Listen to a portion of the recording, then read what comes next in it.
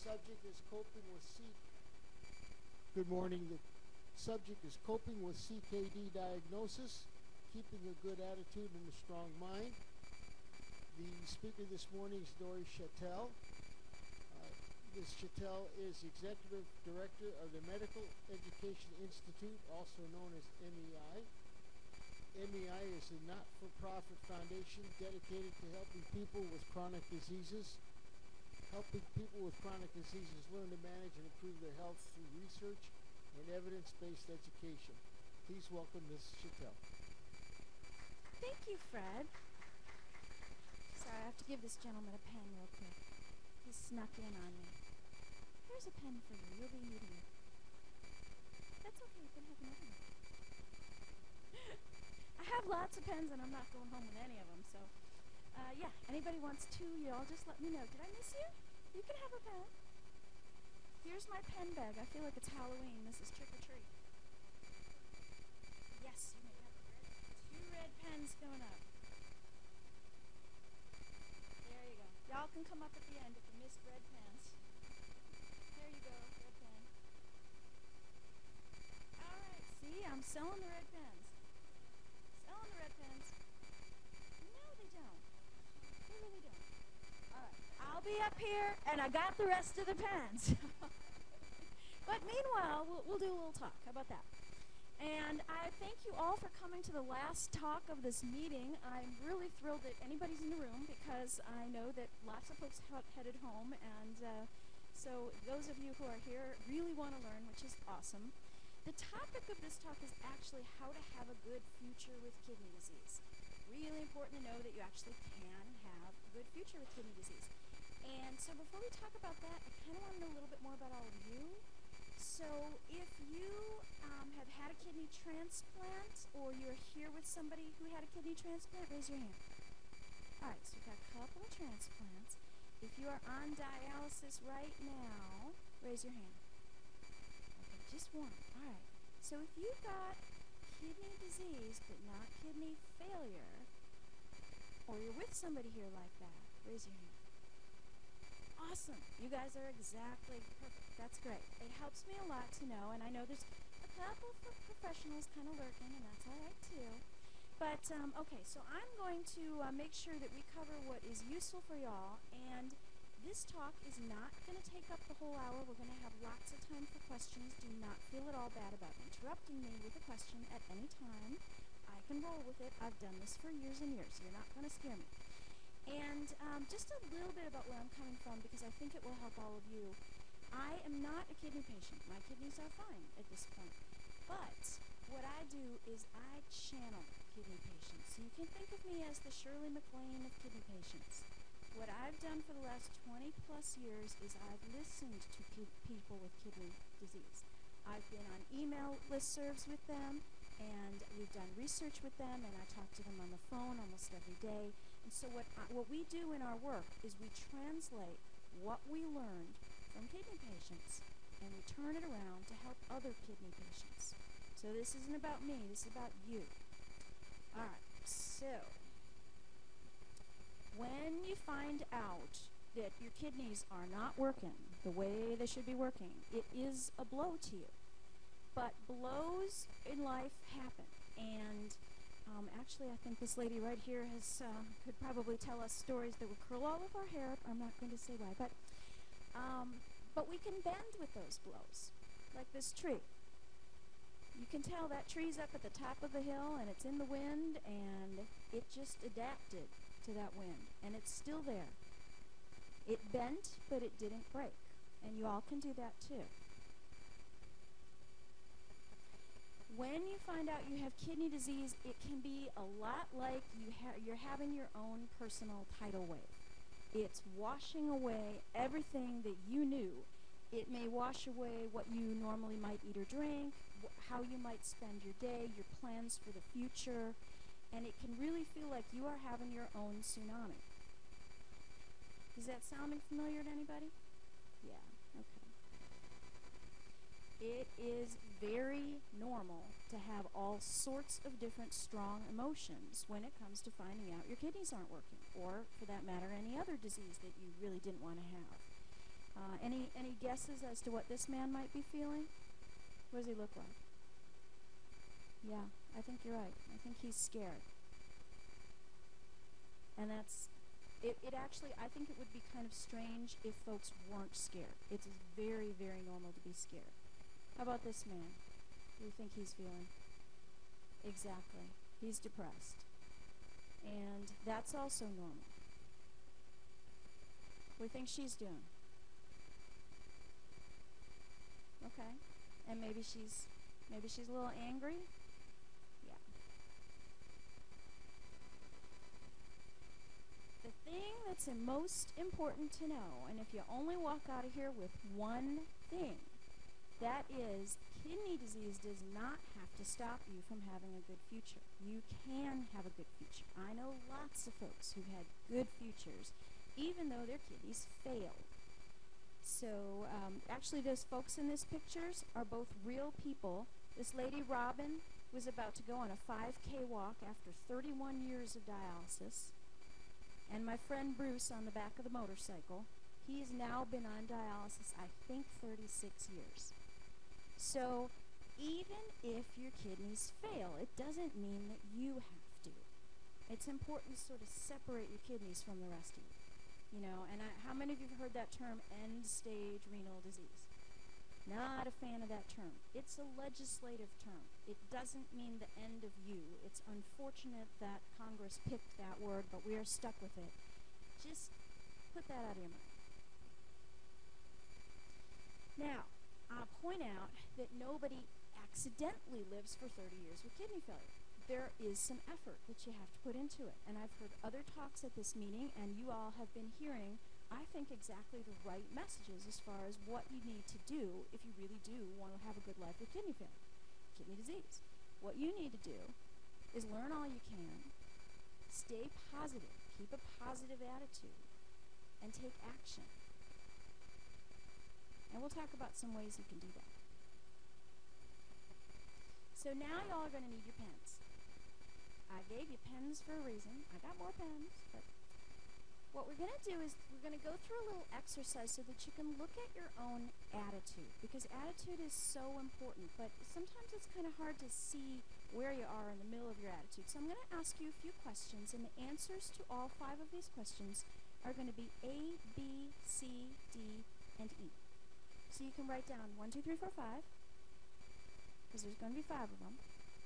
And then we'll do A, B, C, D, and E, depending on how you feel about each question. So, here's the first question. Why do you think kidney disease happened to you? And A is, it was what I needed to have happen. And I've actually heard that sort of sentiment. I mean, the gentleman who spoke at breakfast about the transplant and how God meant him to meet that fellow and become friends with him, and it was all sort of ordained. People do sometimes feel that way. B, because of my mistakes. I goofed up and got kidney disease. C, random chance just happened. D, I seem to attract troubles often, like a magnet. E, nothing ever goes right for me. And write down the one that feels right for you. While I look for my laser pointer, which I will need for the next slides.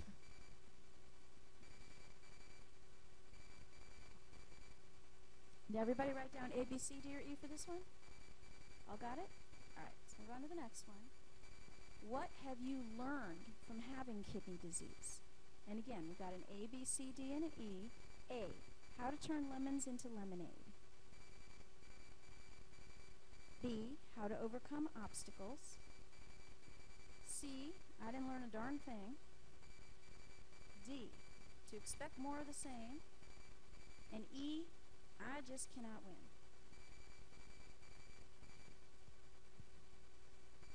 I'm kind of wondering about the whole win thing because I'm not finding a laser pointer. This makes total sense since I own like 6 of them. Alright, did everybody get an answer to this question? Question 3. How has kidney disease changed you? A, for the better. B, I gained some new strengths, so I feel stronger because of it. C, didn't change me a bit. I'm just like I was.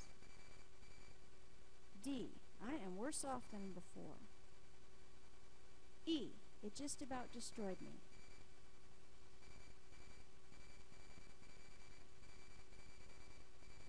Everybody get that one? All right, good. Here's question 4. How often might things like this happen to you in the future? A, never. This is it, once in a lifetime, kind of like lightning striking. B, hardly ever. C, sometimes. D, often. E, all the darn time. Everybody got that one? All right, last one. How often do things like this happen elsewhere in your life? So not your health maybe some other area, maybe your job, maybe your car, maybe your spouse. A, never. B, hardly ever. C, sometimes. D, often. E, all the time. All right, let's see hands when we got that one done. Everybody finish that one? Okay. So how many of y'all had mostly A's? Anybody have mostly A's? Okay. 3? All right, very good. 3 A's. How about mostly B's? Anybody mostly B's? Okay.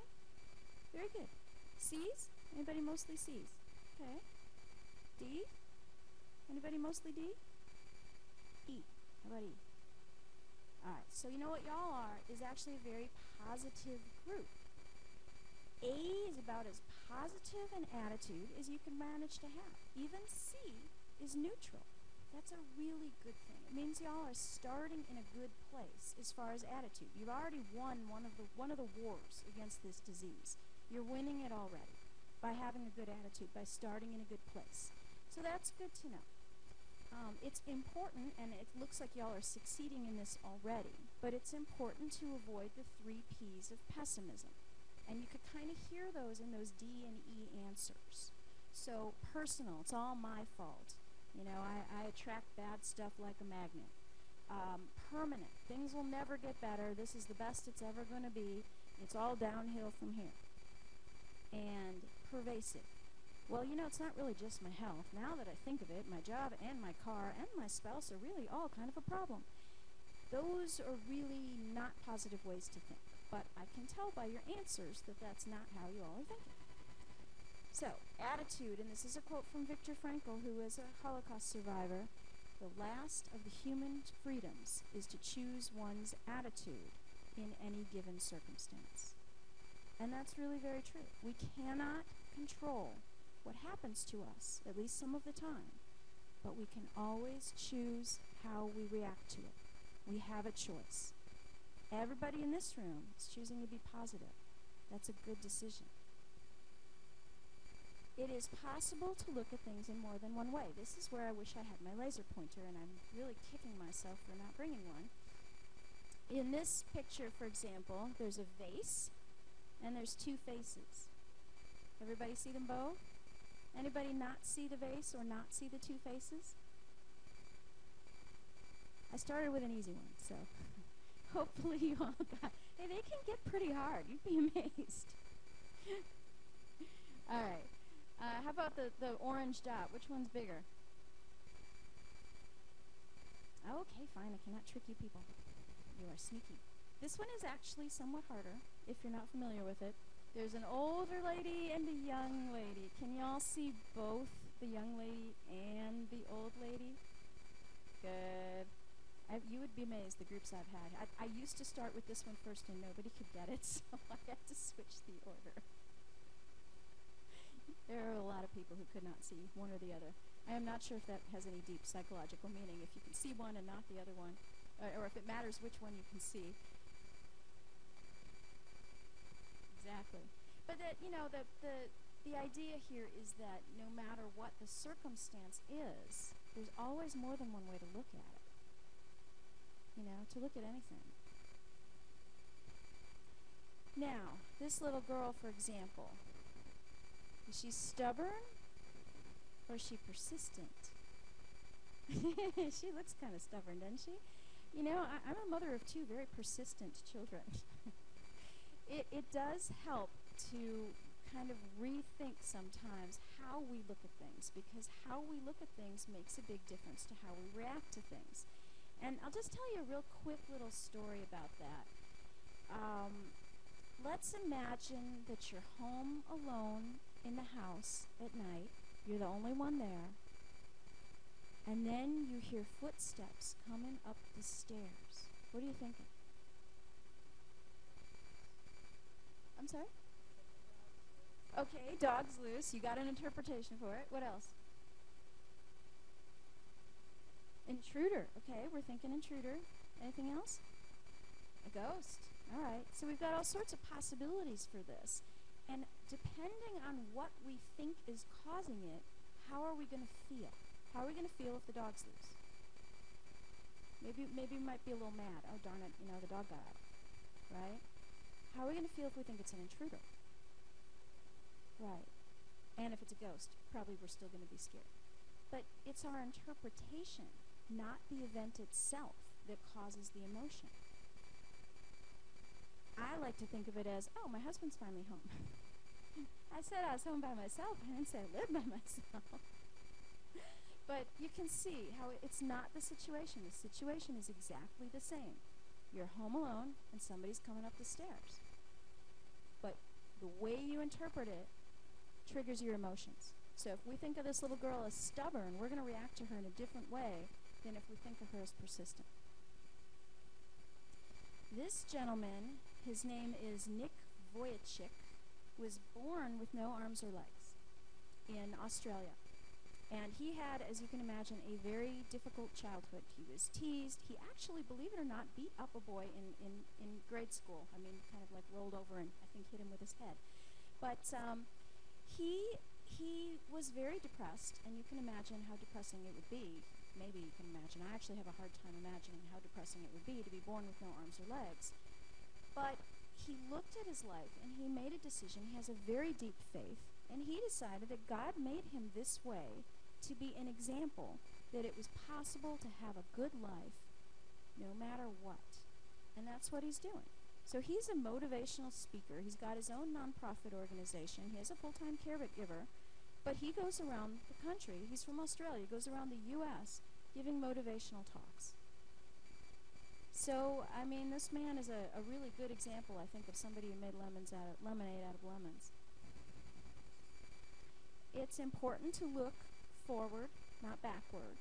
The folks that we see who have the biggest difficulty are the ones who say, oh, if only I'd done this, if only I'd listened to the doctor, if only I'd taken those pills, if only I'd lost that weight, if only I'd gone to a better doctor who didn't miss that diagnosis, etc., etc.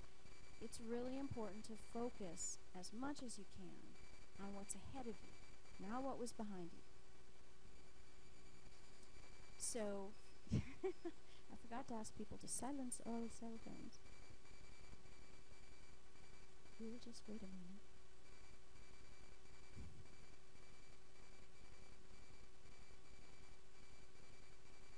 All done? Okay. All right, so we can focus on things like what we are able to do, the dreams that we have, just the fact that being here every day is a gift. Lots of people are not here. We are here. When we are here, we win. I skipped past one line on that slide that actually is really important. 60 years ago, nobody who had chronic kidney failure lived through it. That is not that long. I mean, that is within some of our lifetimes. And I don't know if any of you heard about the life and death committees at this meeting. I know I heard some talk about that. My friend Nancy, who I actually have included in one of these other decks of slides, her kidneys failed in 1966. She was 18 years old. Back then, in Seattle, there was a life and death committee. They didn't usually take young women. Generally, they took married men with families. So she has always, all her life, felt very lucky to have dialysis because a lot of people didn't get it. And Nancy is still here today. Nancy is a grandmother. She's almost retiring from her job as a nurse. She went to college, she became a teacher, and then she went to college again, and she became a nurse. And she still works full-time as a nurse to this day. She married, she had kids, she's got 2 grandsons now. and her kidneys failed in 1966. So it's important. People like Nancy look at dialysis as a tremendous gift, something she has felt all her life like she needs to give back because she got this gift. It's how we frame what we have that's important. And I put a frame actually around that slide about attitude, because what we're really talking about to some extent is reframing. You all are already doing a good job of that. You're already very positive. But these are some things that you can think about in case you have those days where it's a little harder to be positive. And everybody has those days. I know I heard reference to pity parties. Totally normal to have a pity party. You just don't want to live at the pity party. You want to come back out of that again. So, other things have happened in our lives. I mean, once we get to this age, things happen. We lose people. Friends move across the country. Hurricanes hit houses. The car breaks down. There's an estrangement with someone. A marriage breaks up. Any number of things happen in your life. You cope with them, and you can use those same coping skills to cope with this. So you've already got strengths that you are bringing to the party, which is hopefully not a pity party. You've already got those. You can apply those to here. And what's one of the biggest strengths that we all have, I think? Can you think of it? Persistent. I am the biggest fan of persistence. I think that about 90% of success in life is persistence. I was going to also say support from other people, like people at this meeting, like friends that you meet who are in the same boat, like your family, your loved ones. Having people around you to support you is important, like these folks. All right, and you have a job. When you have a chronic disease of any kind, and 50% of us have at least one chronic disease in the U.S., when you have a chronic disease, you have a job. And your job is, among other things, to find out what you need to know, to become your own expert. And you find out what you need to know by asking questions. So you want to, when you see your doctor, you want to write your questions down so you remember them. You want to put them in priority order, so you ask the most important ones first, because how long are your usual doctor visits?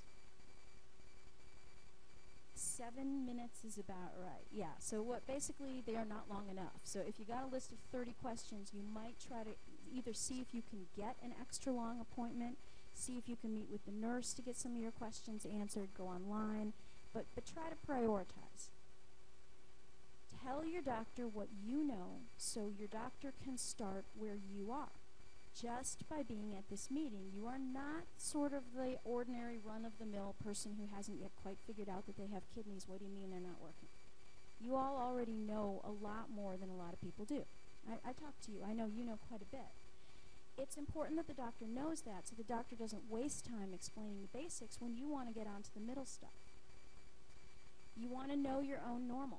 That means you need to know what's your GFR, what's your creatinine, do you have any protein in your urine, what's your blood pressure running normally, which meds do you take. You need to know yourself. There can be errors in your chart. Sometimes it's not written down right. If you know it and it's in your head, then when you go from doctor to doctor, you can say, oh, no, wait a minute, that's not the antibiotic I'm allergic to, it's this other one. I mean, I've caught mistakes like that in my chart. I'm sure all of you have caught mistakes. You want to be as brief and specific as you can, because when you only have those 7 minutes, if you start getting into, well, when I was a kid I had this rash, you're not going to probably get where you need to be. So you want to kind of start with the top line and then let the doctor ask questions. And if you think there's something that's especially relevant, like, well, I did have strep throat when I was 12 and I didn't get any antibiotics for it, could that be part of the problem? You can kind of interject that. And don't hold back. Doctors have heard everything. It's really important that you tell them whatever it is that that's going on with you, and not be embarrassed about anything. They aren't. Your job in this whole deal is to be the expert in you. The doctor is the expert in the disease. You are the expert in you. There is nobody who knows you better than you. So you need to bring that expertise to the table. And if the doctor says, well, what sort of symptoms are you having? You don't really want to be saying, I don't know. You want to be saying, well, I've noticed that I'm itching, and that just started, and it's mostly my legs, but it wakes me up at night. It's really bad, and there's a funny taste in my mouth. You want to know exactly what's going on. It's not a bad idea to keep a diary of your symptoms if you're having any symptoms, because the symptoms that you have are going to be what's going to determine, in a fairly large part, when you actually need treatment if your kidneys get that bad. Great idea to bring somebody with you, if you can, to the doctor, because especially if the doctor has bad news, it's very hard to hear it. What tends to happen is the ear flaps kind of snap shut, and you sort of do this la la la la la thing, and you don't hear anything. If you can bring somebody along, especially somebody who will write things down, take notes for you, that can be really helpful, especially if it's a specialist. And do not be afraid to say, would you mind saying that again in English? I mean, I worked my way through college as a nursing assistant in a hospital, and I will never forget the time that I was standing there in the room when the doctor came in and explained some sort of an x-ray procedure to a patient, and he went on and on about, injecting this and dye that and whatever, and he walked out of the room, and she turned to me, and she said, "What did he say?"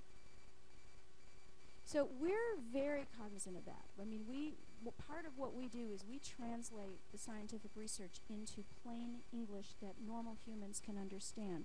Doctors often don't realize they're speaking a foreign language. It is absolutely okay to call them on it. And we did an audio tape one time for our Life Options program, and we audio taped a doctor, and he's a very nice doctor, very smart, good guy. But I asked him a question, and he went on and on and on. And when he got to the end, I said, "That was great. Can you say it again in English?" Because I knew that nobody was going to understand it.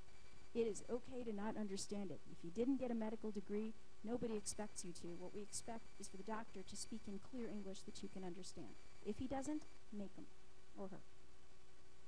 It's okay to say, "I don't understand this," too. It's okay to say, all right, let me see if I'm understanding this correctly, what you're saying is, and restate it, to make sure that you walk out of there with the right impression and not the wrong one. I just spent quite a while on the phone last week with a woman who got a call from her doctor's office that she thought it was her creatinine level was 300. Does that sound likely? Not hardly, right, because a creatinine is going to range somewhere between about 0.6 and, let's say maybe 12 if you're already on dialysis. It's not going to be 300. So she called back the doctor's office, and turned out it was her urine creatinine, which is really something that they don't even bother to measure most of the time. But doctors can scare you with information that seems like it's really very important. It may or may not be.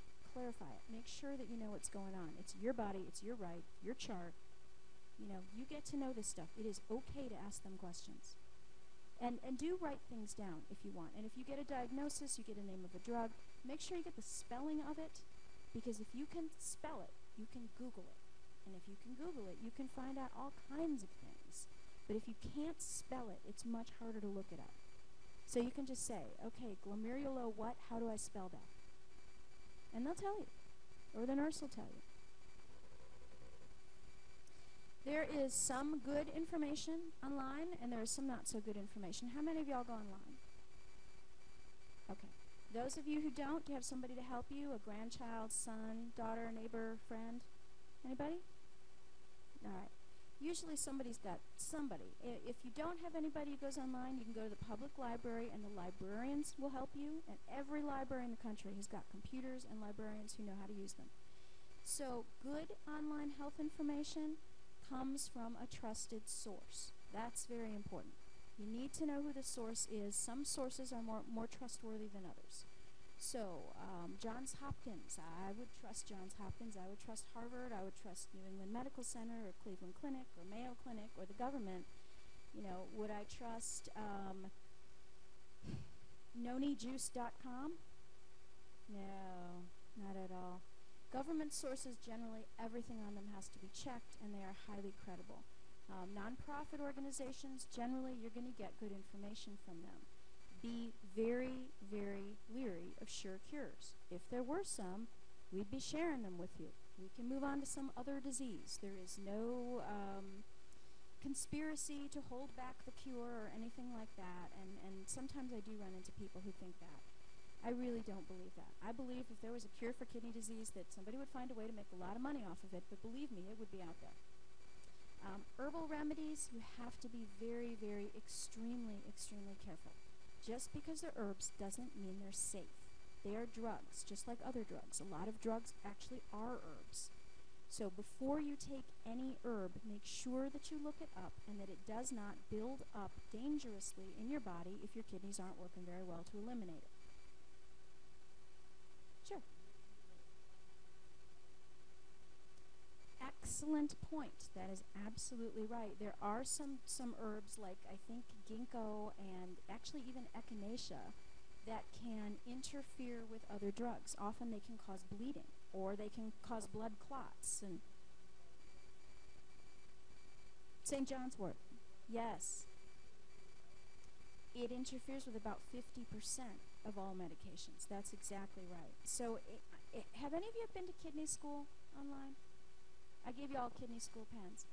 In kidney school, if this is stuff that you're interested in or that you take sometimes and you're not sure if it's safe or it's not safe, we included in the module on alternative and complementary therapies, there's a whole module on that, there's a whole section about what is probably safe to do, like massage and aromatherapy and prayer and, Tai Chi and even acupuncture if you stay away from the Chinese herbs, and what is not such a good idea to do, like certain of the herbal remedies. So there's a good source. We researched every single thing that's in that module of kidney school, and if that's what you're interested in, look it up and keep yourself safe. Testimonials. Never trust a testimonial. I took this and it cured me completely in 3 days. How easy is it for an ad writer to make those up? Never, ever trust a testimonial. All testimonials, unless you know the person personally, any testimonial you find online is questionable at best and really dangerous at worst. And these secrets doctors don't want you to know. Doctors want you to know how to keep yourself healthy. That's what they do. All right. There are lots of resources out there that can help you to become your own expert. The AAKP has a great website. The National Kidney Foundation has a website with all sorts. They have an A to Z guide, lots of information. The Renal Support Network, another patient group that has some good information. They have nice little radio shows. So if you like to listen to information, rsnhope.org is a good place to go. And our Home Dialysis Central, in case you're thinking about looking down the road at dialysis and you want to know more about your options that don't involve going to a center 3 times a week for 3 or 4 hours, we can tell you all about that. That's what those red pens are for, by the way. The yellow pens are Kidney School. The red pens are Home Dialysis Central. Kidney School. If you all didn't get postcards for this, come on back to the booth, which I have yet to pack up, and I have some left sitting there on the table. Kidney School is 16 modules on all sorts of topics. Everything from coping to anemia, exercise, heart health, long-term complications, treatments, what kidneys do. I'm trying to think of what I'm forgetting, because with 16, I can't keep them all in my head. But they're all really good information, and you can use Kidney School one of 3 different ways. You can either go through it live on the computer, and you can sit there and go through, and you can answer questions, and it will make you a personal action plan. And you can print that off, and it will remind you of your questions that you have for your doctor and your answers, and, that can be very helpful for you. If you don't feel like going through it live, and that takes about half an hour a module, you can download the PDFs and you can print them and read them. And if you don't feel like reading, you can actually listen to Kidney School. There are audio files. We just updated all of this last year. It's brand new and shiny and beautiful, and it's free. And we sure hope that you will use it. Sure. No, I will give you a yellow pen. But it's www.kidneyschool.org. And if you forget and you think www.kidneyschool.com, I'm pretty sure that we also own that domain name, and that will still get you to Kidney School. If I knew how to work this PC, this hotel has free internet, and I would just show you Kidney School. But if any of you want to see Kidney School when we're done, I do have my laptop here, and I get a signal, so I'm happy to show you Kidney School. So, what I'd like to do is after we're done with this, if y'all have any questions, I would be really happy to answer them on just about any topic that you can think of. But what we want to take away from these slides is, even if you can't control what happens to you, you can control how you react to it. That's important to remember. You absolutely can have a good future if you stay positive and you learn all you can and you take action. You become your own expert. You're already taking steps toward that just by being here at this meeting. And I guess I just used all of my bullet points at once. So thank you, and I will answer questions for however much longer we have.